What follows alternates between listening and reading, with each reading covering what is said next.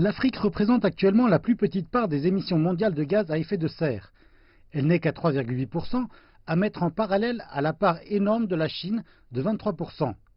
Mais le risque climatique demeure un défi pour les progrès actuels et futurs de son développement. Selon une étude de l'Institut Brookings, sur un échantillon de 30 pays africains, les 2/3 chauffent plus vite que le monde entier. C'est une tendance qui se poursuivra au cours des prochaines décennies. Des experts comme le Dr Mounang disent que le développement et l'intégration des secteurs clés comme l'agriculture et l'énergie seront cruciaux pour équilibrer la protection de l'environnement avec la prospérité économique. 10 millions de jeunes diplômés entrent sur le marché de l'emploi pour rivaliser pour environ 3 millions d'emplois. Dans les 7 prochaines années, environ 250 millions de jeunes vont entrer sur le marché et rivaliseront pour encore moins d'emplois. Donc, pour créer ces emplois, la production agricole ne peut pas être conçue comme un secteur autonome et l'énergie ne peut pas être conçue comme un secteur qui ne produit que de l'énergie à usage domestique. Elle doit être comprise comme une part intégrale d'ajout de valeur à la production agricole.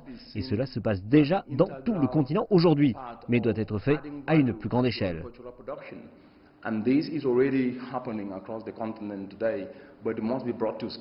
L'adoption par l'Afrique des technologies d'énergie renouvelable, telles que l'énergie solaire ou l'éolienne, joue aussi une grande part pour aider le continent à dépasser les anciennes technologies de production d'électricité.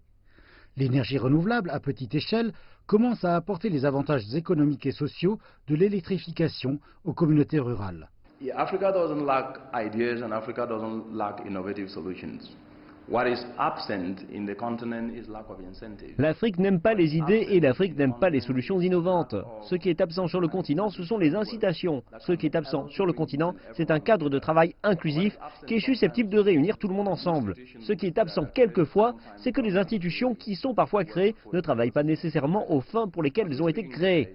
À l'heure où nous parlons, le continent africain dépense 3 milliards de dollars chaque année pour l'action climatique, contre les 15 milliards de dollars dont le continent a besoin chaque année avant 2020 pour bâtir la résilience climatique et pour s'assurer que le continent est capable de maintenir le climat qui change déjà et affecte l'Afrique.